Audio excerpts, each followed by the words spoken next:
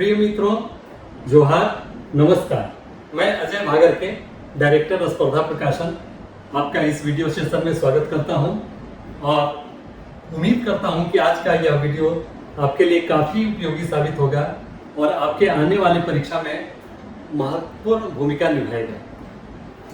प्राय मुझसे हमारे रीडर यह प्रश्न पूछते हैं कि सर आखिर हम लोग सफल क्यों नहीं हो पाते परीक्षाओं में। प्रश्न वाकई काफ़ी गंभीर है और यह लगभग सबों के साथ एसोसिएटेड है। तो इस पर चर्चा करने के पूर्व मैं चाहूँगा कि आपके सामने एक प्रेरक प्रसंग रखूं जो कि ग्रीक फिलोसोफर सुकरात से संबंधित है। आप ही लोगों में से कोई नवयुवक शायद रहा होगा जो एक दिन उनके पास पहुंचा और बोला कि आप हमें सफलता का राज बता दें, मैं कैसे सफल हो जाऊं अपने जीवन में, इसका आप मुझे मंत्र या जो भी तरकीब हो वो बताएं। सुकरात ने कहा कि अच्छा चलो, आज तो मेरे पास वक्त नहीं है, तुम कल आना, इस पर कल हम विस्तार से चर्चा करेंगे। नवयुवक दूसरे दिन निर्धारित समय पर पहुंचा। सुकरात ने कहा कि चलो मैं जा रहा हूँ नदी में स्नान करने के लिए, तुम भी अगर चाहो तो चल सकते हो। उसे चूंकि जाननी थी सफलता का रहस्य, वह भी उनके साथ बोल गया। जब नदी के तट पर पहुंचे तो सुकरात ने कहा कि अगर चाहो तो तुम मेरे साथ स्नान भी कर सकते हो, नदी में डुबकी भी लगा सकते हो। नवयुवक भी तैयार हो गया।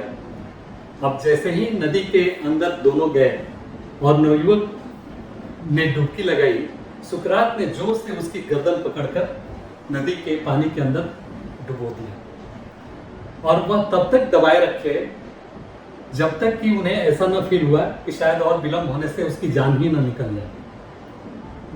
जैसे ही उन्होंने हाथ हटाया, उछलकर नवयुवक पानी से ऊपर आया और हंसते हुए बोला कि आप क्या कर रहे थे, आप तो मेरी जान ही ले लेना चाहते थे।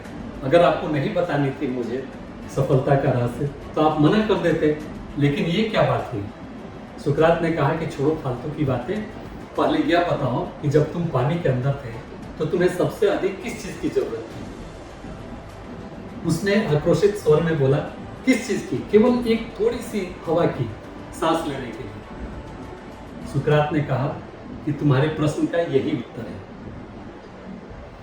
किसी भी उपलब्धि को हासिल करने के लिए जब इस तरह का मनोभाव तुम्हारे अंदर जागृत हो जाए तो समझ लो कि तुम सही रास्ते पर हो और कुछ दिनों में अब तुम सफल होने वाले हो। तो मैं आपसे भी यही प्रश्न पूछना चाहता हूँ कि क्या आप भी जिस परीक्षा में लगे हुए हैं मनोयोग से, खासकर अभी सामने में जेएसएससी सीजीएल है, तो क्या आपके मन में भी इस प्रकार का भाव है, इस तरह की तड़प है कि उसके बगैर आप जी ही नहीं सके? तो ये एक लिटमस टेस्ट है दोस्तों। अगर आप इसकी परख कर पाते हैं तो निश्चित रूप से आप अगर इसके पर खरे उतरते हैं तो यकीन मानिए कि सफलता अब आपसे दूर नहीं है।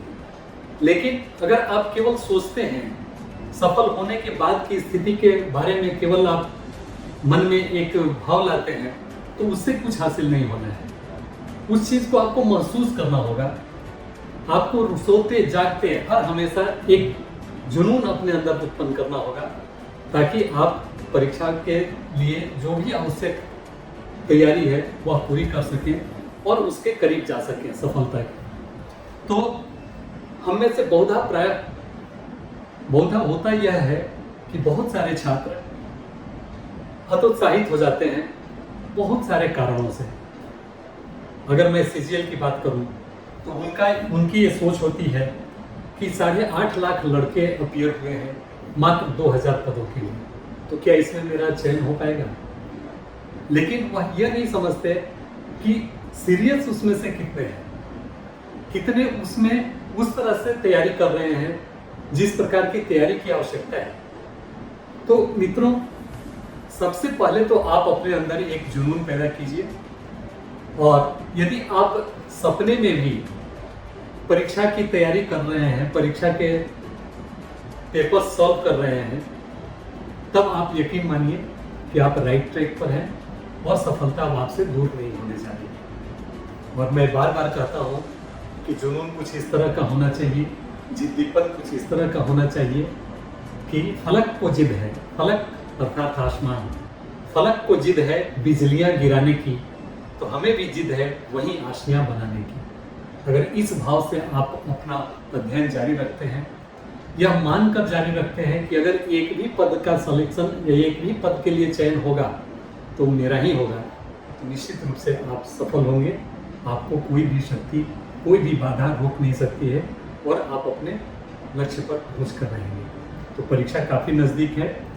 मैं चाहूँगा कि आप वह जुनून अपने अंदर उत्पन्न करें जो कि आपको सफलता दिलाए, और इसमें जितने भी आपके परिजनों का, आपके मित्रों का सहयोग हो सके वो प्राप्त करें, और सबों को खुश होने का, सबों को मुस्कुराने का एक मौका दें। धन्यवाद, नमस्कार।